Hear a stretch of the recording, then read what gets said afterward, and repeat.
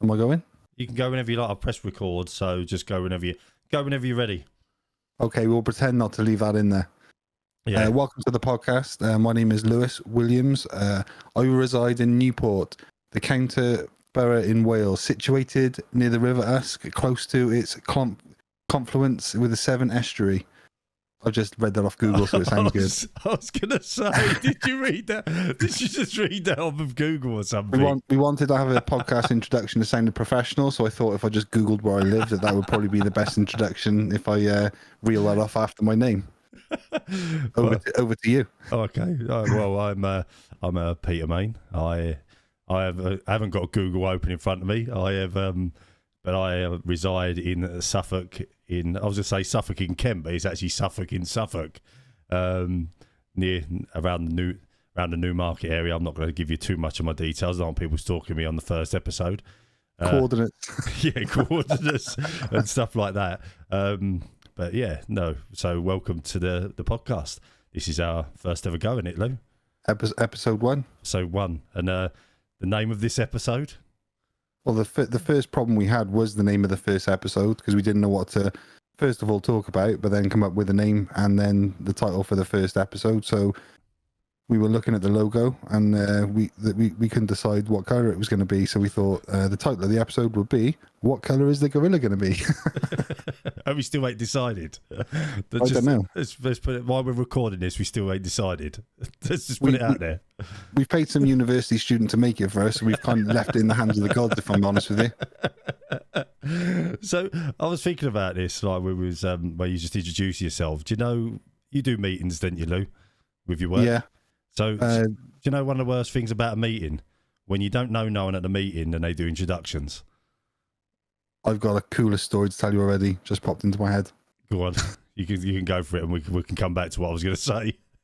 Go on, you go first, because I might have overhyped it. So, you know, obviously a bit of background. I'm a project manager in the construction industry, and one of the big things we do is we lie to people about when we're going to complete a job. But when we go into meetings, and generally I'm on a new job at the minute. I've just started a new job, and in this new job I go into a lot of meetings, and in them meetings you have these really awkward moments where you have to introduce yourself.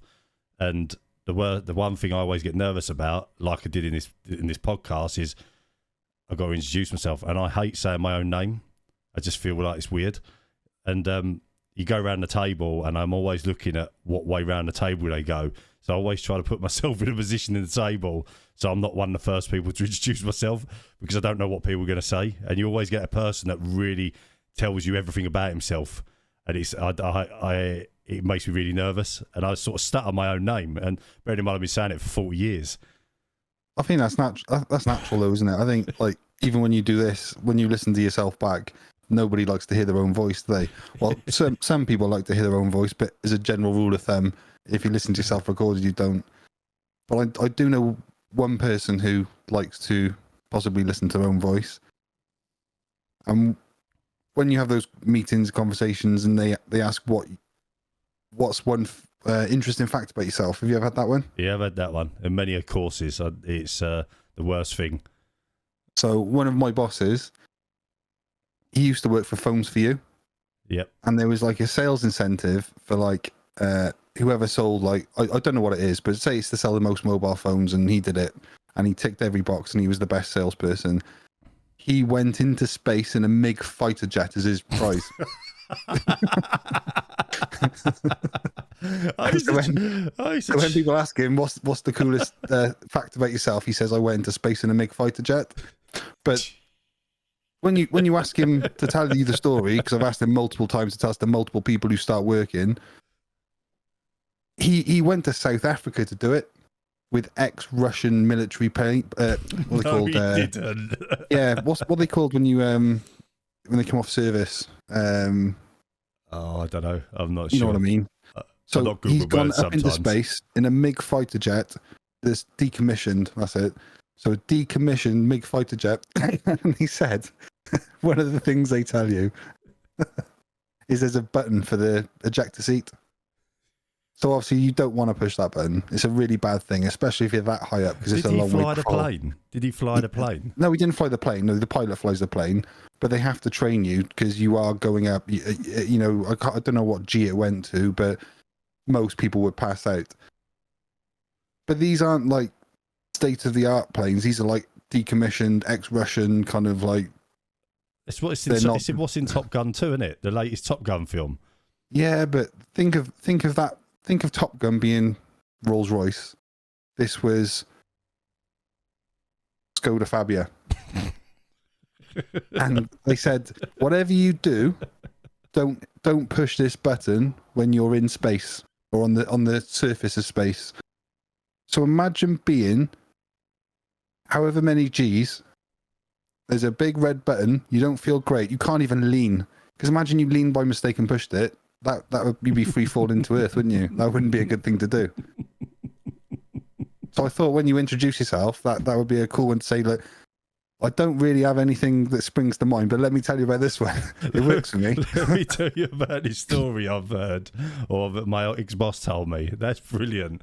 Honestly, it's one of the worst moments, I think, in that any meeting I go to, any workshop or any course I've ever been to, they go round, and whether it's on Skype, Zoom, Teams, or face to face, and generally I find face to face even worse because you always get that one guy, like you said, with your boss that says all sorts.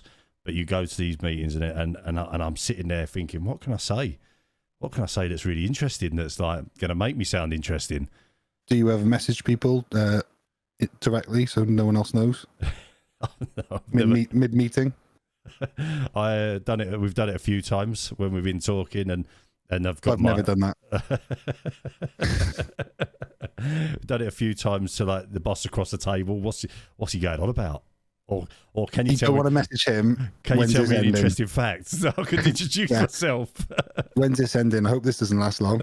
Oops, wrong person.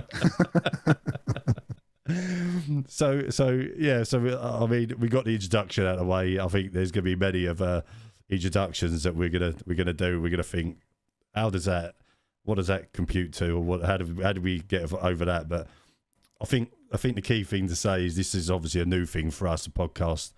It's something we're going to do, or try and do as much as we can over the next few weeks, months, hopefully years if it goes really well.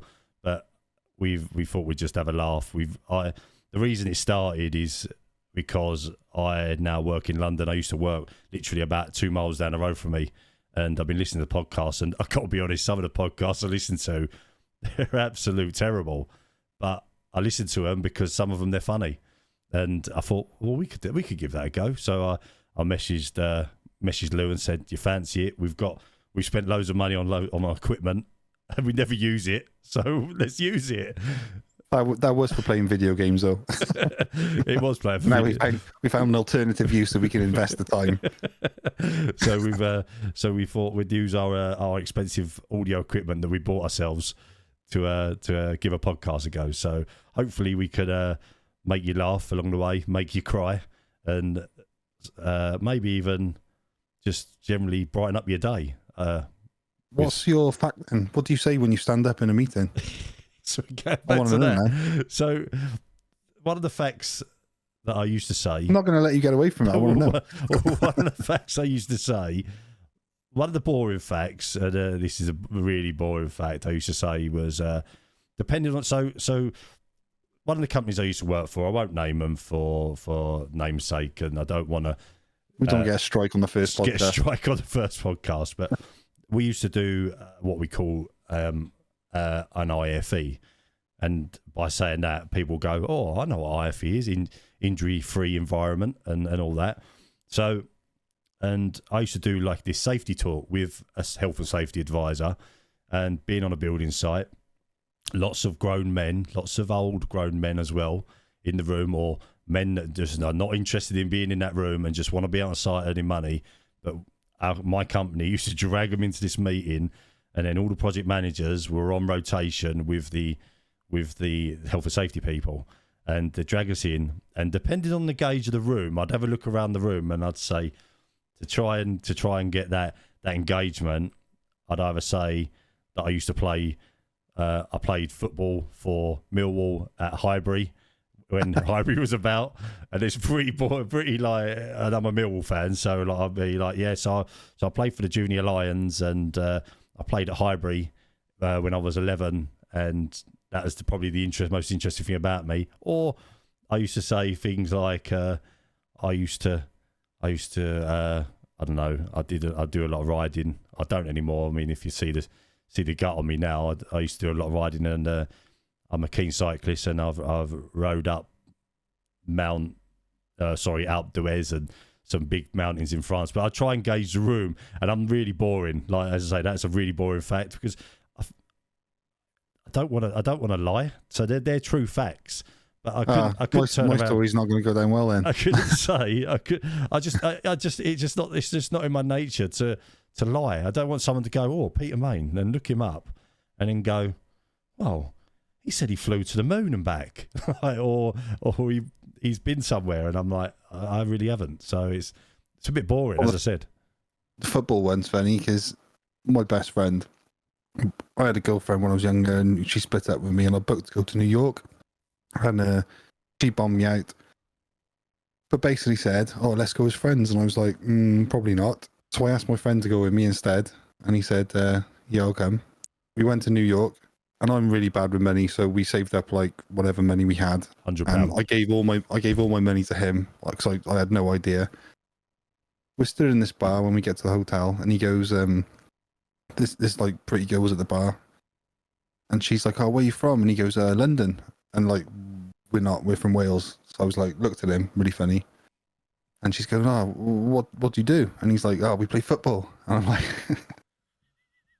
spitting my drink out at the time. So I think, he's, just going along with it. And then she said, who do you play for? And he goes, Chelsea. And I'm like, what? And then for the whole weekend, he told this girl and everyone else in the hotel that we play for Chelsea.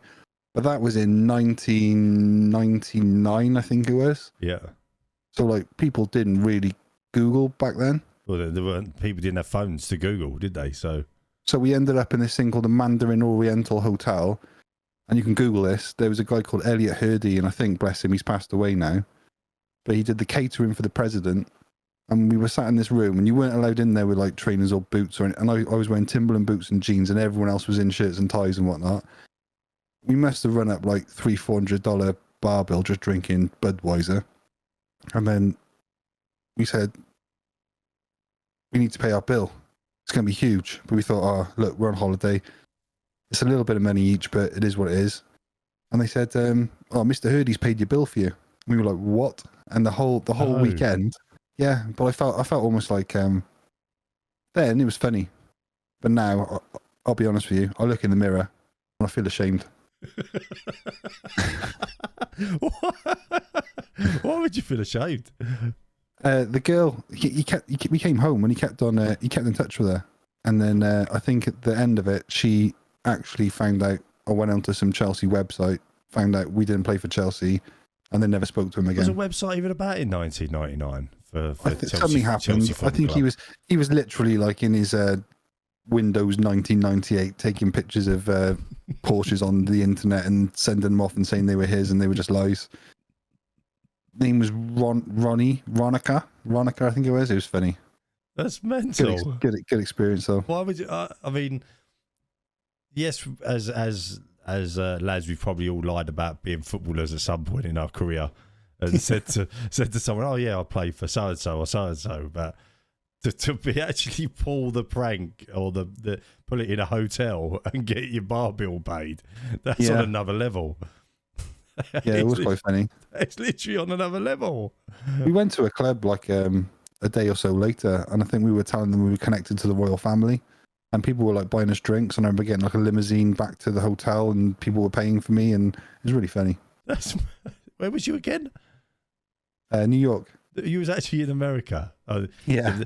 It's not surprising. I mean, at that time in America, the soccer, let's call it soccer for the Americans that do listen to this podcast, they wouldn't have known a lot about soccer then, would they? No, it wasn't popular then. Like it is now anyway. You wouldn't had like, I mean, they had the World Cup in '94, didn't they? And I suppose that was the start of soccer growing in the States. But in 1998, I think they missed out on the World Cup, didn't they? Yeah, in that Yeah, era. I think it was 99. It might have been. I think so. But around that time, anyway. That's amazing. That's Yeah. absolutely amazing. Google's ruined the world, really, isn't it? Pretty much. I haven't told you my fact though. Go on. When I stand up, Go on. Tell us your fact. my cool fact when I stand up and say something cool about yourself, I've been inside a NASA space shuttle. Is that true? Yep. Where? They, Is they that in had one on America? display. I went to Kennedy Space Center as a kid, and Oh, they had nice. one on display, and you went inside. But it's tiny in real life. It doesn't even look. It's probably the size of the room I'm in. You can't see that, so that could be any size. It could be the size of a bus, or it could be the size of a car. But I'll leave that to the viewer's imagination. I can see his room. It's not very big. Yeah, It's no. not very It's big. tiny. It's tiny. But that's quite a cool fact. I could just say I went to America as a kid, couldn't I? As a cool fact. I I've love never been America. since. I do love America. My mum actually grew up in San Francisco. She went to school there, high school. Is she? You lie. Yeah. All my life, my mum went to school in San Francisco. She said she went on a date once because they have lots of earthquakes and tremors there, don't they? Yeah. And she said she went to the cinema once with this guy, and they were on a date, and then there was like this really bad tremor, and he just got up and legged it, and that's the last she saw of him. So, I could have been American. Well, I wouldn't. Would I have been American? Because if If he was American, my dad you'd hadn't be been my part dad, American. what's that? Well, he's not your dad, I'm guessing. So. He's not my dad, so I wouldn't have been here. So that would have been a bad deal for me. But he's not your dad. So, but I think that's. I mean, there's a lot of we live around the American Air Base where I live. So, and That's cool. There's lots of them. That is cool. But there are millions of America. It's like mini America where I live. So there is people driving around in trucks and Dodge Vipers and Mustangs and all sorts, and it's just it's mad actually, because obviously when they're in the military or in the Air Force, a lot of them are of the younger generation. They're not there. There are a few guys around probably our age, sort of in the 40s. There's some older ones, obviously, that are the chiefs and the people that run the sort of the Air Force over here. But you always know sort of. So if you go down a lot of the roads around my area, you drive down the roads, and you can go. You always know whose house is whose. So you can go English, English, English, American, English, English, American, American, American, English. And the reason you can do that is because they don't look after their gardens. It's a really boring fact, actually. I don't know why I'm talking about this, but The front lawn. they don't mow the lawn because they're in the Air Force. Their houses are rented, and this is not a dig at them, by the way. I'm not having a dig at them. I'm just saying that you always know. So it's a bit of. I just want to state that I love America and all Americans. So do I, but I don't know how I got onto that. You're going down a path here. I'm digging myself a hole, I think, more than anything. It's just at the start of a podcast. I don't really. They must hate it over here though, because all the roads are windy, aren't they? Well, and they got roundabouts. that's kind of Do they where ask you what roundabouts are? That's kind of where I was going. So they it's mad because they come out of the base, they come out of the air bases, and they land in the country. They generally get a train from Heathrow to the area, and then from the area they go onto the base. I think they fly them into the base now. I'm not too sure. And then they jump in a car, drive out, and then drive straight across the roundabout. And they generally have a crash. Like they don't get taught the highway code over here in this country, and they just literally land. You got a driving license? Yeah, here you go. Go and rent yourself a car down the road at the local hire place, and then figure out how to drive on a British road. It's just. But imagine growing up in like Texas and all the roads are straight, because all the pickup trucks are like 30 foot long, aren't they? You got the big Dodge Rams and the F-150s. Yeah. So imagine growing up and all you know is straight roads, nothing else. You come to the UK, you land, you get given a house, you go to work, and then you leave work, and the first thing you see when you leave work is this like road that like you can't really see where it's going. You go round the road, you keep following the road, and then all of a sudden you're back at work. It's like being stuck in a maze. You're right. You're right. Or you hit a roundabout and you go round that roundabout. You're not sure what way to go, and where you miss the roundabout, and you sat nav keeps telling you to do the next right. You just keep going around it, and you're not sure what the hell's going on. It's crazy. You're from London, yeah? Yeah. And like I moved to South London when I was younger for a small bit of time, and one of the most stressful things coming from Wales and being like having fields and sheep and all the things that don't really matter, and then going to London, and there's like, before sat nav you'd have like A to Z's, and you'd read the A to Z and they say like go down here, and you can't. It was a dead end. It was the most stressful thing driving around London I think I've ever incurred. Very unforgiving police as well, by the way. And if you say you're Welsh, they don't feel sorry for you. Well, you know what? That brings me on to a point. I'm working in London now, as I said, and I'm in there every day. So I get the train from where I live into London. It's an hour and 20 minutes train ride into London. I have, where I live, similar to you, fields, sheep, cows, and an American airbase in the middle of it all. And I get on the train, go into London. I was born and bred in London, so I was used to the hustle and bustle and the everyday life of London city. And I used to love it when I was younger. I moved away and moved up to this area, and now I do that journey every day. I go into London, I get off the train at King's Cross, I walk out onto the platform, and it is just chaos. And I don't know where everyone's going. I still can't work out where everyone's going.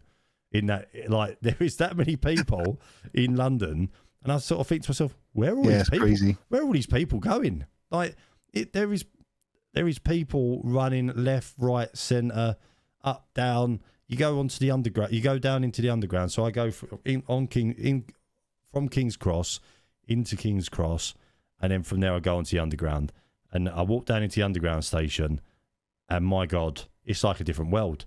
It's like a world. Do you know when you dig up an ant's nest out of the ground all the time? When you was a kid and you dug up an ant's nest, could you imagine someone coming down and digging up that, like, a hole in London and picking it up, and all these people that just come out from under the ground?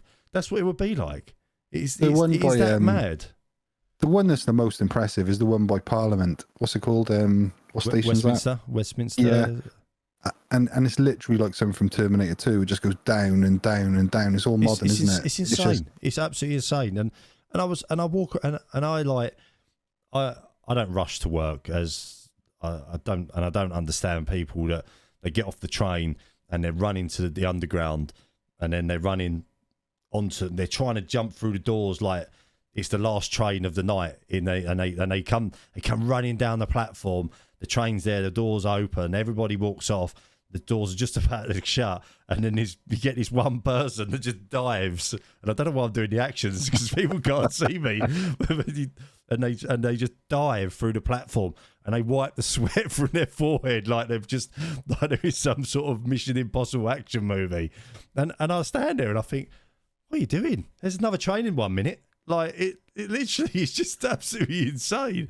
But it's like that. It's the power. I'm sure it's the power. It's like, yes, I've got that train. Have you been on the underground as well? When there's like everyone's sat down, and then there's like a woman standing, and then the one guy gets up and goes, "You sit down," and then like in everyone's hearts they're clapping, and then you'll get onto the next train, and then like it happens to you, and you're like, you stand up, and you're like, you sit down, and you feel like you really achieved something. Or is that just me? Well, you do that, and then the person goes, "No, I'm getting off next stop." Yeah. It is just crazy, and I don't understand it in London. It's a really good point, and it's really this. But then I come back home, and I come back to the area I live in, and it's just barren, and it's just like open fields, and it's just crazy, and it really is it is like a different world. It's like a different time zone. When I get on that train, and the closer I get to London, the more and more people start to appear on the platforms. It's really bizarre. You a coffee drinker? Not first thing in the morning. I get the train at 5 o'clock in the morning, so Get like a Starbucks or anything though when you come home. no, Or? not no more. I don't. Back in my 20s, I would drink Starbucks, Costa coffee all the time, but now I look at it and go, £4.50 for a coffee. I don't get it. I really don't get it. We'll live it. It's my wife. She absolutely loves it, but she likes Costa because I think you either like one or the other, don't you? Yeah, I know. She's a Costa coffee drinker, and she'll go in the mornings. She'll get a Costa, but she buys like she won't get a coffee like a latte or something. It's like a mochaccino, pumpkin, pineapple, espresso, or something weird. The game changer was when they when you could start putting syrups in your coffees, and you can put like a vanilla syrup or a caramel syrup or something like that. That was a game changer.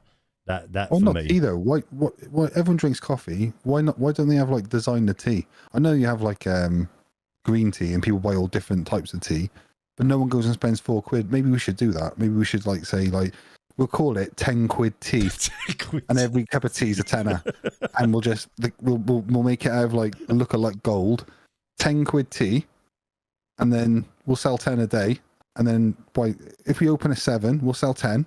And then we'll go home by 7:30. You could do good, yeah. But that's and you're right. I don't get that. I don't get that whole coffee shop thing. And it's massive. And it's a massive thing now, isn't it? And it seems to have. I remember when I first started actually working, and I was working on building sites, and I'd get on the train, going to London. I'd go into a shop that I think it was called Benji's or something like that, and they did a tea, and the tea cup was about a litre of tea for 50p, and there was a coffee for I think it was £1, and it was about a litre, and it's like the cup was huge. And then over time it just got more and more expensive, and then the Costas appeared, the Americanized coffee shop appeared, didn't it, in the country, and you had this Costas and Starbucks, and I don't know if we're doing them justice by advertising them here, by the way. So we might want to write to them in our first podcast and say we've just advertised Starbucks and Costa in our podcast. Can we have We've sold 10 cups of tea, made 100 quid, and we've got a really good idea. Look, what can we do for you? I think I've cracked the code of life today. Anyway. Oh, go on. I'm interested. Because I went to Greg's at lunchtime, and obviously things are more expensive, interest rates have gone up, fuel's gone up, everything's gone up. So in the sort of theme of trying to save money, I thought I'd buy a children's cheese sandwich for £1.15. It was actually bigger than the adult sandwich.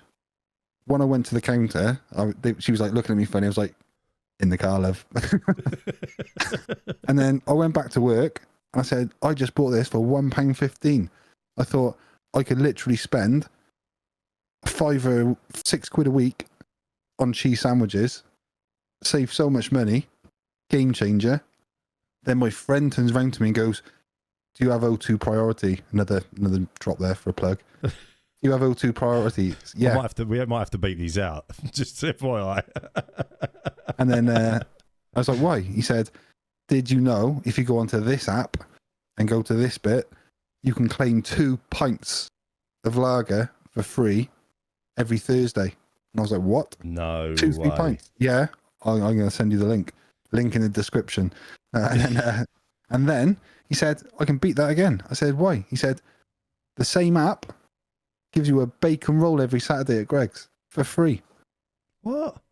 So you need to send me that after this podcast. You need to send me this. You can literally eat a cheese sandwich for a whole week for £6, have 2 free pints and a bacon sandwich. Wow. Per week. That's insane. And if that's not winning at life, I don't know what is. Well, I actually found talking about winning at life, and I'm not one for life hacks. I don't understand them, because life hacks to me are lazy, right? There's some lazy boy life hacks out there. And being a qualified electrician, and when I'm scrolling through the reels on Facebook or YouTube shorts or whatever, and I come across electrical ones that are like clearly filmed in your Thailands or your Chinas or whatever, and they get some electrical cables and they then get like a rivet or something like that, and use that rivet as a lug on the cable and put it into the connection and go, yeah, that's what you do. Like, and that's how it fits. Probably. I'm like, listen, mate, I'm trying to tell you to buy cheese sandwiches for £6. I'm not trying to electrocute anyone. but going to my point, trying to go to my point. I drag things out. I'm really sorry. I really drag things out. That's good. I'm intrigued. Basically, so anyway, and I'm not one for life hacks, so I scrub that. But I was sitting at work the other day, and I had to go to my new job. So my new job, I have to get on the train, go across London. I had to meet my boss, one of the tender managers, and one of the engineers is working with us, and we're going to our first progress meeting on site with the company we're working for. We're sitting in the canteen having a chat, and I don't know how it came up. Oh, we was talking in the canteen on site. I went, that £4 breakfast is a pretty good price. I had that the other week, and I was stuffed when I was waiting for. My boss turned around to me and said, "Have you seen this app?" And I'm just going to pull up my phone, called Too Good to Go. And I was like, "What?" Another plug. Yeah, another plug. And he said, he said, my daughter come home the other night from work, and she had a bag on her, and in that bag was she basically a ton of food, and she paid about £3 for it. And on the app, and I was like, no, I've never heard of it. And the problem is, I live out in the sticks. Deliveroo and all them apps, all them apps that you can get that deliver food to your house don't work in my area. So I thought I'll try this other app and have a look. And the guys that I work with, they're all going, "Oh, I've got this takeaway, that takeaway. I've got this supermarket, that supermarket, blah blah blah, and all this stuff." Right? I load it up, and I'm thinking, well, I'm going to have nothing, absolutely nothing. And I load it up, and I load up the app, and you mentioned Greg's.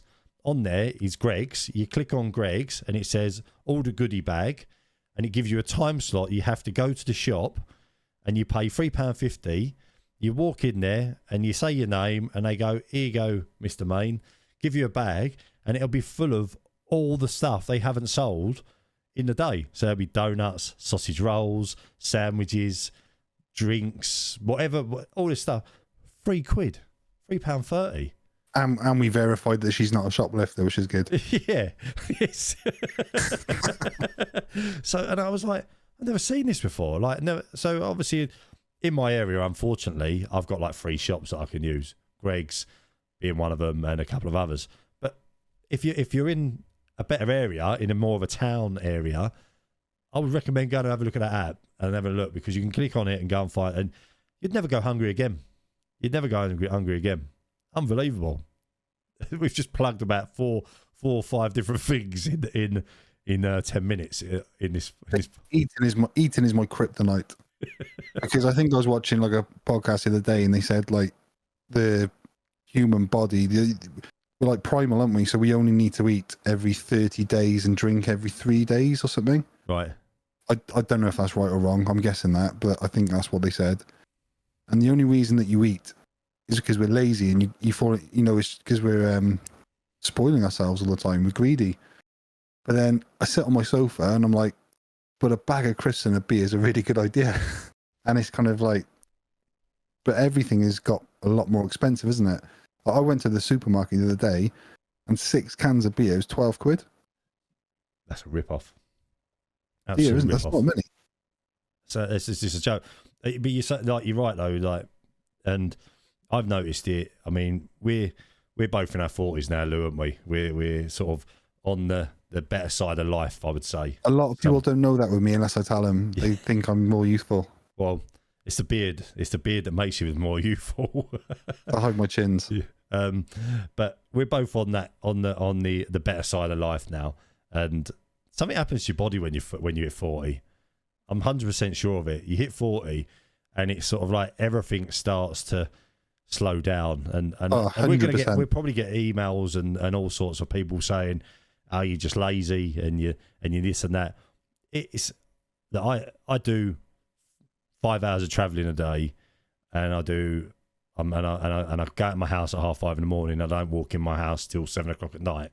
So I ain't got the motivation to go out and go running or do any exercise. I just want to come home. I want to eat my dinner, and I want to do exactly what you just said, Lou. Sit on the sofa, have a beer, or another type of drink, whatever that might be, and then do nothing for the night, and then do the same thing the next day. It is lazy though, isn't it? We are lazy because I know you used to be really into your fitness, and like the best times you feel are when you're doing something.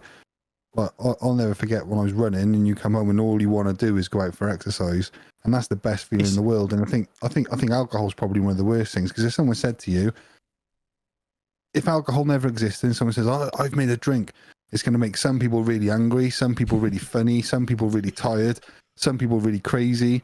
Like, no one would fucking drink it to start with. No one would want to do it. No, but you're right though, and it's that's actually made me think of a story. I love seeing people that. I should have beat myself there, maybe. Sorry. I love seeing people that drink loads and they're really, really happy, and they're amazingly happy people when they've had a drink. Then all of a sudden it's like they hit a cliff and they just fall off that cliff, and they just go tired, or they go tired, they go angry. There's that really good build up, isn't there? That buzz that you get with drinking. And you drink and you drink, and then all of a sudden you'll hit the peak. And some people's peaks are higher than others, and then you'll hit that peak. And I like to see what happens when people fall off that peak. Some people just carry on and they keep going and going and going. Some people just get to the peak and then they just drop and they go deadly quiet. I love watching people that go deadly quiet. They're like all happy and buzzy, and then all of a sudden they just go silent. But the deadly quiet is because they know what's coming. Because when you drink, if you're an experienced drinker, you kind of know when you're going to go and when you're not going to go. I guess I might be right or wrong saying that, but right. There's definitely a point when you're like, if I continue to drink at this pace for this long, this is probably going to end really bad for me. And then that's when most people chill out a bit and they just have like half an hour backing off and drinking your drink a bit slower. And then if you're out for the longevity of it, you can keep going.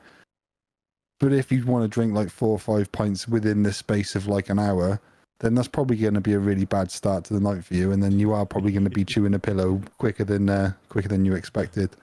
I think you're right, though. I think ultimately you're right that there is a fine balance in life that I think that we all need to find. Everybody needs to find, because you should be able to eat and drink what you like, but also an element of exercise does help, and it mentally, I find exercise is better mentally.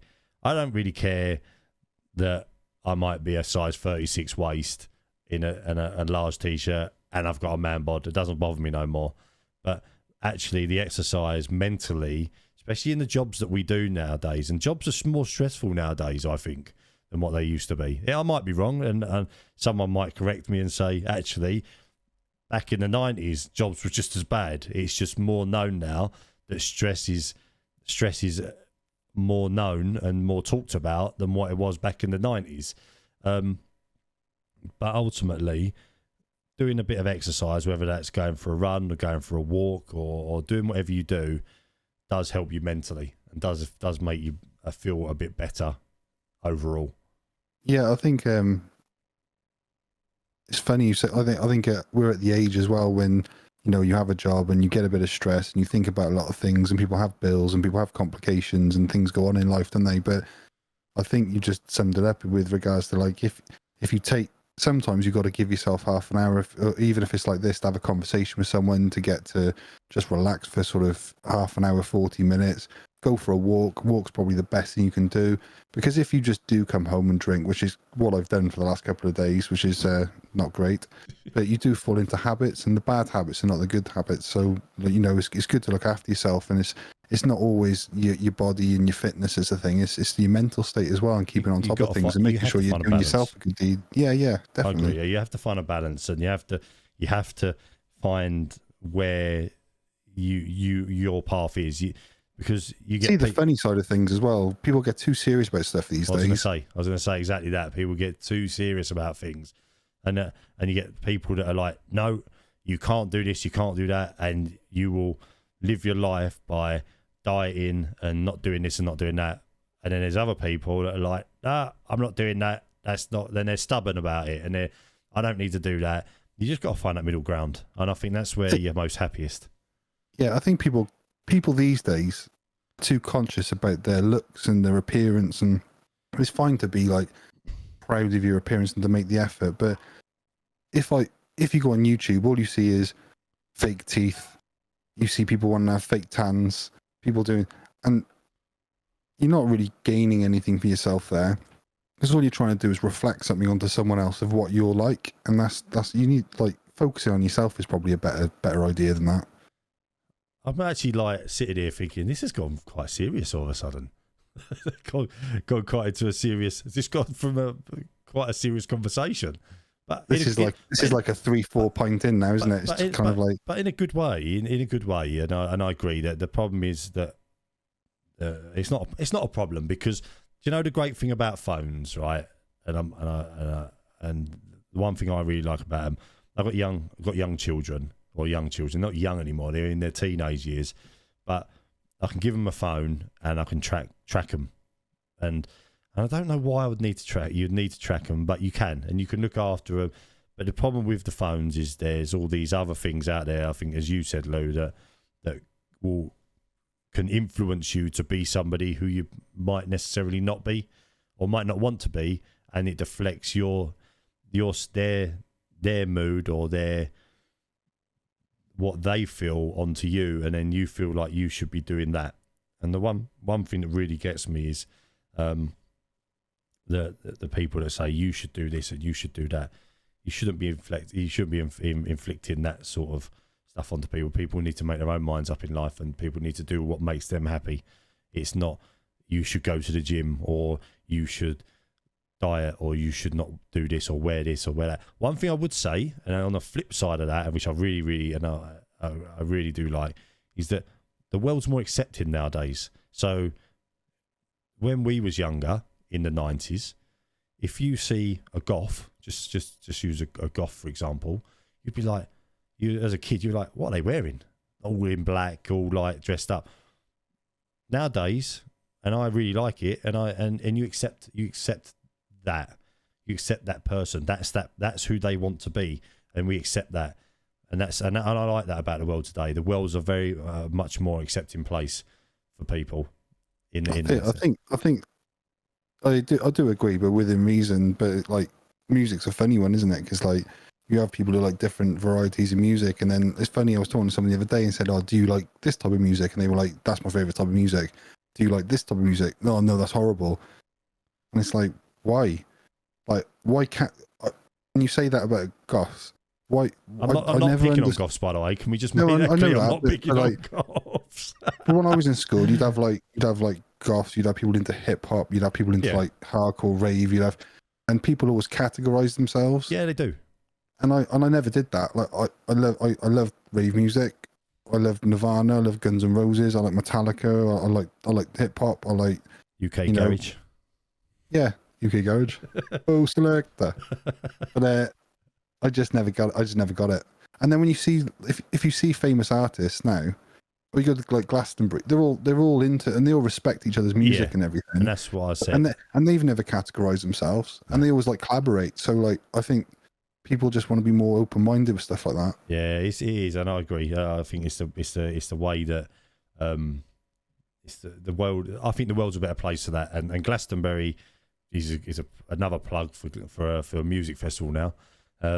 Is probably one of the better for that. What's the best concert you've ever been to? You really are. Best concert. Yeah, why not? The only concert I've ever been to is Oasis. That's a claim to fame. Yeah, the only concert I've ever been to is an Oasis concert in the old Wembley Stadium. The old Wembley Stadium. Wow. That is a claim to fame. I think it's the land of giants. I think their album, was it the Land of Giants or something like that? I can't remember. Are they getting back together? I have no idea. You reckon? I don't know. It was about very 17. cool. I think it was about 17 years old. Someone's going to say now, Well, the old Wembley was knocked down in 1997. I don't know. It was definitely in the old Wembley Stadium. I can't remember what year it was, but yeah. No, Noel and Liam, I so wish they go back together. I think if they got back together, it would be massive. It would sell out straight away. They get loads of money, all that nonsense. But how epic would that be? Yeah, I mean, everyone likes them, really. They do great music, don't they? And I can just, like, you know, music's cool when you can relate it to stuff. Like, there's so many times when, like, I've listened to an Oasis song and it's reminded me of certain things. I do it all the time. It comes on and I'll be sitting on the train with my headphones on, and an Oasis song will come on, and I would start finding myself tapping away to the music and singing under my breath, trying not to shout "Don't look back in anger." I heard you say at the top of my voice. I love my car trips with Jensen as well, because like he likes hip hop and all youngsters like that sort of stuff. Yeah. Like if I've had a bad day in work, I'll get in my car and I'll have Metallica flat out because I think it's funny and it just chills me out. Or I listen to like urban hymns or something, or if I'm feeling really mellow. But then if he's in the car and we're going to football, he'll have Bad Boy Chiller Crew on. Bad Boy Chiller Crew. I remember them. I remember them. Is it Bad Boy Chiller Crew? I think it is. That's crazy. And the other one he listens to is that Bugsy Malone, who's like a rapper, but he's done really well for himself. He's in like movies and all sorts now. When I think of Bugsy Malone, I think of that the pies and guns, yeah. the pies and guns, yeah.